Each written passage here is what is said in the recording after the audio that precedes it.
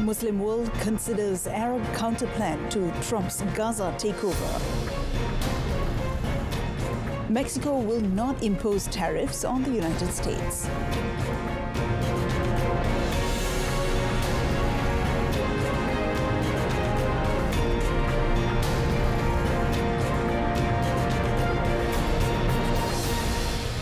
Good afternoon and Salam Malaysia Madani. Thanks for tuning in. You're watching World Today with me, Mona Priya. The Muslim world considered an Arab counterplan to US President Donald Trump's widely condemned proposal to take over war-torn Gaza at an emergency meeting on Friday.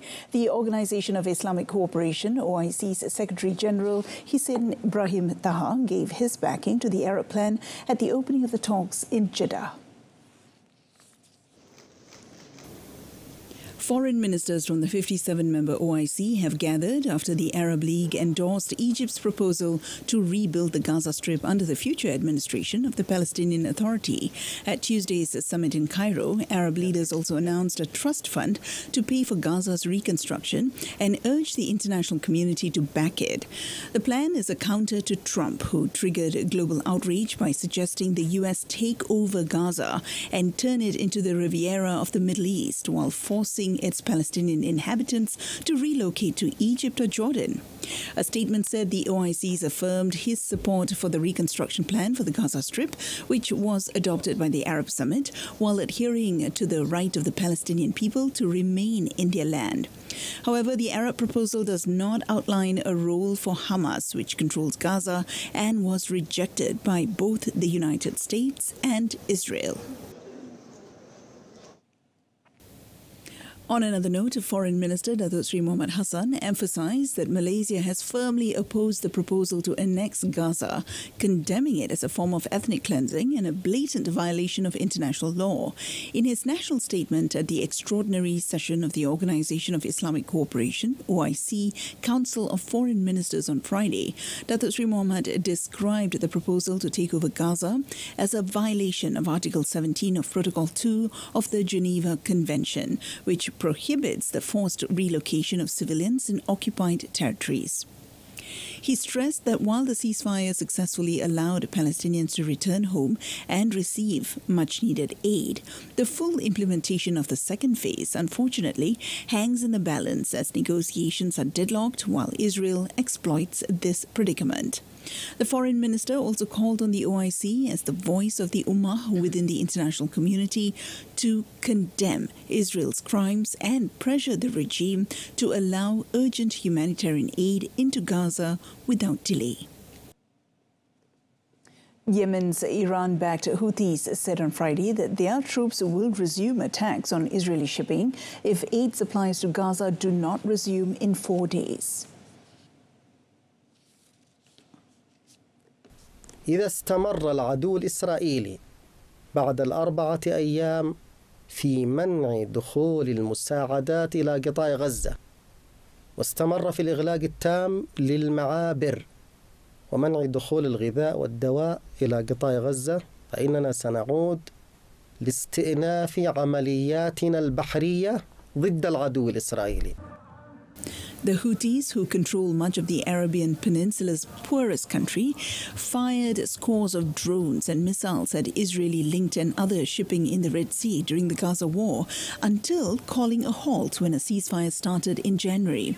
On Sunday, Israel announced it was blocking deliveries to Gaza until Palestinian militant group Hamas accepted its terms for an extension of the ceasefire. Mexican President Claudia Sheinbaum said on Friday that due to the United States-Mexico-Canada agreement, USMCA, Mexico would not tax products coming in from the US. Nosotros no tenemos impuestos a los productos que llegan de Estados Unidos porque tenemos un tratado comercial. Entonces, si nosotros no le ponemos impuestos a lo que llega de Estados Unidos, pues Estados Unidos tampoco le pondrá impuestos a lo que llega de México, porque es la reciprocidad. Mexican Economy Minister Marcelo Ebrard also said they were expecting 90% of the companies operating within the USMCA to comply with the agreement. He estimated that around 10 to 12% of the companies may have difficulties complying with the rules of the treaty, adding that those who may fail complying mostly belong to the automotive industry. However, he expressed willingness to work closer with those companies. On Thursday, U.S. President Donald Trump suspended tariffs of 25% imposed this week on most goods from Canada and Mexico. He said on Friday that he had wanted to implement the 30-day break for goods compliant with the regional free trade deal to help automakers. However, Trump said that the reprieve was a short-term measure and tariffs could go up over time. Meanwhile, India is working on increasing market access and reducing trade barriers with the United States through a trade pact. Indian Foreign Ministry spokesperson Randeep Jaiswal said that the deal would deepen supply chain integration between the two countries.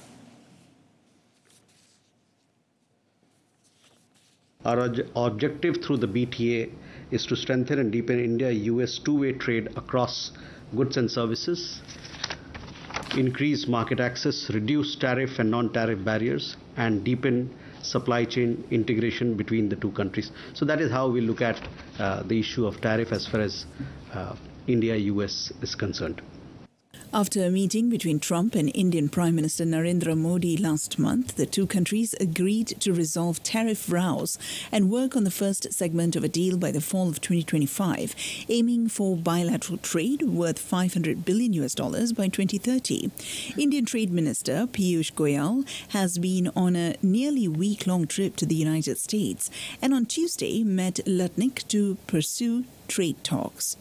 Trump's proposal to impose reciprocal tariffs from early April on trading partners, including India, is worrying Indian exporters in sectors ranging auto to agriculture, with city research analysts estimating potential losses at about $7 billion a year.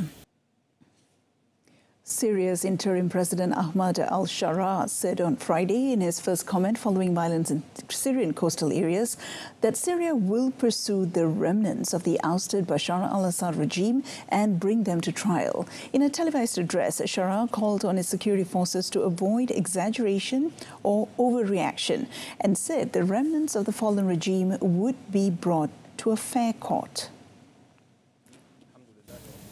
Syrian security forces battled for a second day on Friday to crush a nascent insurgency by fighters from Assad's Alawite sect in western Syria, with scores reported killed as the Syrian government faced the biggest challenge yet to its authority.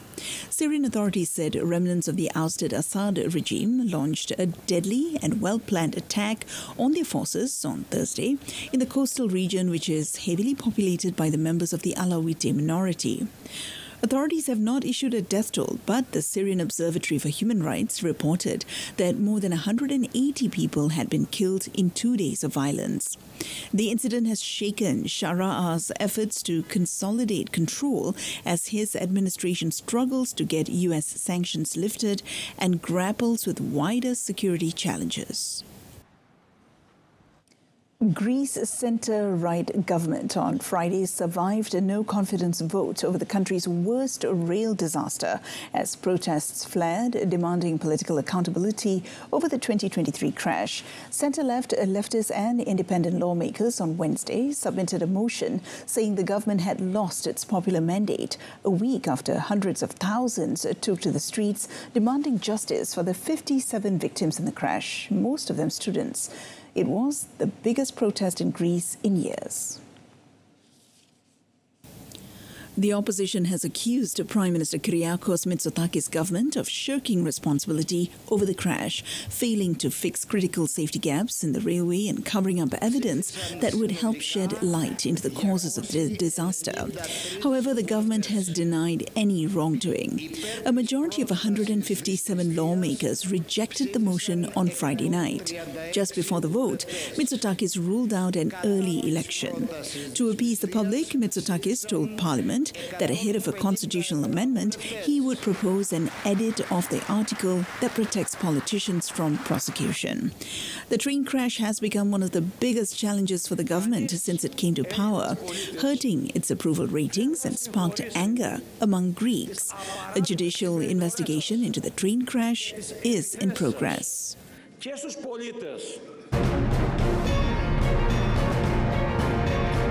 Coming up next, Malaysia reaffirms unwavering commitment to MH370 search.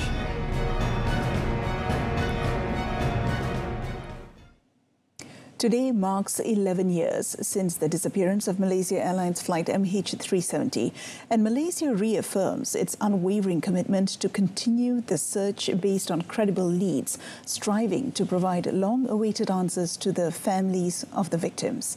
The Ministry of Transport, MOT, in a statement today stated that in line with the Cabinet's decision on 13th December last year, the government has approved a proposal by Ocean Infinity from the United Kingdom to recommence the search operation. The statement also mentioned the new search will cover approximately 15,000 square kilometers in the southern Indian Ocean.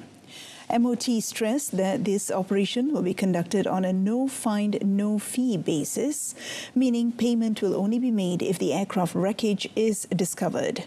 According to MOT, the United States National Transportation Safety Board, NTSB, and the Australian Transport Safety Bureau, ATSB, have appointed accredited representatives to provide technical support to the mission. Ocean Infinity previously conducted a search operation in the southern Indian Ocean, covering 25,000 square kilometers from January to June 2018, but no wreckage was found. Ecuadorian security forces were deployed on Friday to the nation's biggest city, Guayaquil, following a gang violence that claimed over 20 lives. Police and military personnel were dispatched to the Nuevo Prosperina neighborhood in northern Guayaquil after violent clashes erupted on Thursday afternoon. According to local police chief Pablo Davila, in a report to the press, the gun battles involved members of the criminal group Los Tiguerones. Police launched an offensive in response, carrying out around 200 searches and seizing guns and ammunition. 14 people, including 2 minors, were arrested in the area. The incident was described as a massacre, as the gangs were fighting over the territories they control. Dozens of government security forces were also deployed to the area. The government in recent weeks has doubled down on its response in Ecuador's most violent regions as part of President Daniel Noboa's war on drug trafficking gangs. Los Tiguerones and other gangs are considered terrorist groups by the government. An unexploded World War II bomb found near Gare du Nord station in Paris was defused on Friday after trains to and from the station were cancelled. French Transport Minister Philippe Tabarot said all Eurostar trains to and from the city had been cancelled until the end of the day, with normal services expected to resume later today. He said local rail traffic would return to normal from 5 p.m. local time after French police evacuated 200 people from homes in Saint-Denis and temporarily closed part of the suburb's main ring road. Si les choses se sécurisent et si on a le feu vert du préfet de police dans les heures qui viennent, c'est à partir de 16 heures qu'une partie du service pourrait, et je dis bien pourrait, être rétablie. Si les opérations de déminage sont beaucoup plus longues et beaucoup plus compliquées, il faudra attendre probablement la soirée et plus sûrement demain matin. A 500-kilogram bomb was found 2 meters deep at a building site about a mile north of Gare du Nord, where rail workers were putting up a new bridge over the railway lines. The discovery of the bomb has caused disruption and affecting commuting rails, national and international trains, including the Eurostar services. One of Argentina's biggest cities has been hit by severe flooding after suffering the equivalent of more than 4 months' rainfall in just 4 hours. Heavy rain began lashing Bahia Blanca in Buenos Aires province at about 4 a.m. local time on Friday, turning streets into rivers and leaving large parts of the city without electricity. The heavy storm prompted emergency evacuations from homes and health centres as rainwater inundated much of the cities, including a hospital, disrupting power and damaging infrastructure. Local authorities closed schools and suspended public transport. They warned residents to stay at home until further notice. Footage shared by the Defence Ministry showed streets turned into rivers as soldiers rescued local residents. Argentina's Meteorological Service issued a red alert for storms in the area, saying further heavy rains would be accompanied by winds of up to 90 kilometers per hour and occasional hail. Over 300 millimeters of rain fell, the Bahia Blanca local government reported, and the local airport closed operations. According to autopsy results released on Friday, Oscar-winning actor Gene Hackman was in advanced state of Alzheimer's and died of heart disease and other factors likely days after his wife, Betsy Arakawa, died of a rare syndrome spread by mice. The 95-year-old Oscar-winning actor, 64-year-old Arakawa, and one of their dogs were found dead on the 26th of February in separate rooms of their Santa Fe home. The cause of death for Mr. Gene Hackman, aged 95 years, is hypertensive and atherosclerotic cardiovascular disease, with Alzheimer's disease as a significant contributory factor. Autopsy examination and a full-body postmortem CT examination demonstrated no acute findings of internal or external trauma and showed severe heart disease, including multiple surgical procedures involving the heart, evidence of prior heart attacks, and severe changes of the kidneys due to chronic high blood pressure. The cause of death for Miss Betsy Hackman, aged 65 years, is hantavirus pulmonary syndrome. The manner of death is natural. The police told reporters last week that a pathologist determined the last signal from the actor's pacemaker was from 17th February, making it likely that that was the last day of the actor's life. Meanwhile, Arakawa is believed to have died around 11th February. Hackman and Arakawa, a pianist, called Santa Fe home since the 1980s and were active in the city's art community and culinary scene. In recent years, the couple was seen less often in town as his health deteriorated. The All-Party Parliamentary Group Malaysia on Sustainable Development Goals, APPGM SDG, has undertaken the task to provide women with essential entrepreneurial skills in the informal sector. The initiative aims to equip women in the country with tools and know-how in order to break free from economic vulnerability, enhance their livelihoods, and contribute to the national economy.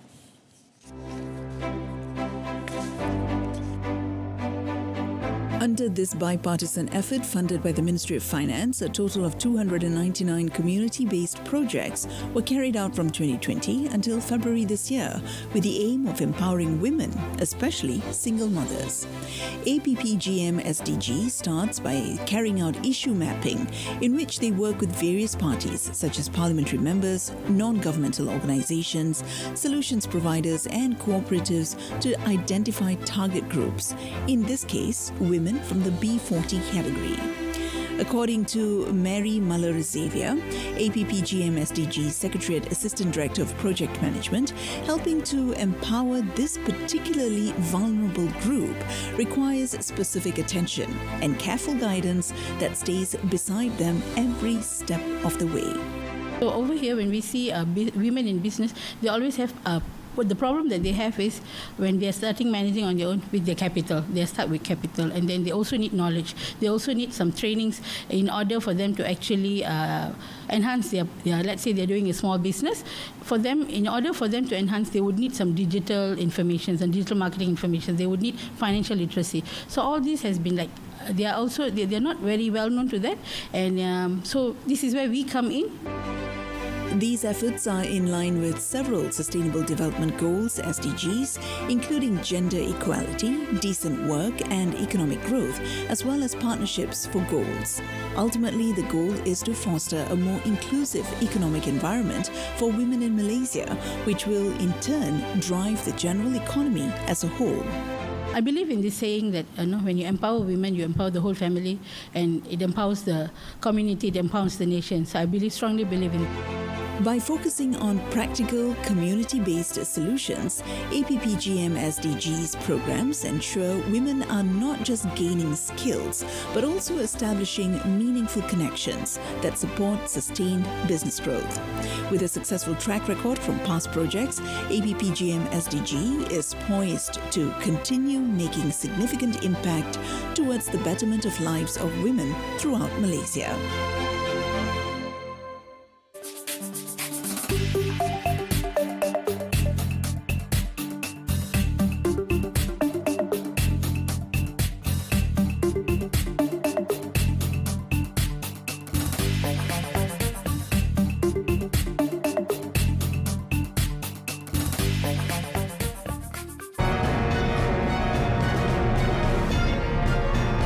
Coming up in sports, Al Nassr held to a disappointing draw against Al Shabab.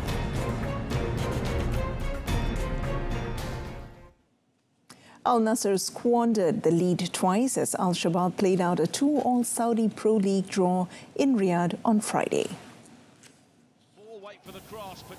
They had a promising start to the game with Ronaldo and Sadio Mane looking dangerous in attack and Marcelo Brozovic and Ali Al Hassan dictating proceedings from midfield. However, it was Abdulrazak Hamdallah that opened the scoring for the visitors from the penalty spot. In response, goals from Ayman Yahya and Cristiano Ronaldo saw Al Nassr go into the break with a 2-1 lead. After ending the first half on a bright note, Al Nassr then found themselves on the back foot as they were reduced to 10 men in the 52nd minute when Muhammad Al Fatil received a straight red card. It was a hefty price indeed, as soon after Muhammad Al Shriwek equalised for Al Shabab with a header from a corner to secure a point. Al Nassr sit fourth in the league standings on 48 points, free of a AFC Champions League spot, while Al Shabab find themselves seventh after 24 matches. And in tennis, Talon Griekspoor upset top seed Alexander Zverev 4-6, 7-6, 7-6 in a marathon second-round clash at the Indian Wells Open on Friday. Now, the Dutchman collapsed on the court after converting his sixth match point to end an absorbing 3-hour, 7-minute affair under sunny skies on Stadium 1 court. Zverev served for the match in the second set but was unable to get over the line, and Griekspoor edged him in the second set tiebreaker to force a decider. Griekspoor failed to convert 5 match points with the match on his racket at 6-5 in the third, but regrouped to win the deciding tiebreak. It was Griekspoor's first win over a top 5 opponent in 19 attempts, and he will next face big serving Frenchman Giovanni Mpetshi Pericard in the third round. On the other hand, Zverev, heading the field of the prestigious ATP Masters event with world number 1 Yannick Sinner serving a 3-month drugs ban, is the first Indian Wells men's top seed to lose his opener since Andy Murray in 2017. Now, the defeat in a tension-packed stadium court thriller continues a lackluster run for Zverev since he fell to Yannick Sinner in the Australian Open final. Since then, the German has made early exits at Buenos Aires, Rio de Janeiro and Acapulco. A General Motors-backed Cadillac entry will become Formula One's 11th team next year after securing formal approval from the commercial rights holders and governing FIA on Friday. Formula One and the FIA confirmed in a joint statement that the necessary sporting, technical and commercial assessments had been completed. The various parties had reached an agreement in principle last November after Formula One had rejected a previous bid under the name of Andretti that the FIA had approved. FIA President Mohammed Ben Sulayem said the expansion to 11 teams was a transformative movement and an important milestone for the championship. Formula One is entering a new engine era in 2026 with significant chassis regulation changes also, and Cadillac have a deal in place to use Ferrari engines until General Motors can produce their own. Cadillac have also appointed Briton Graham Loudon to lead the team and have established a European headquarters at Silverstone.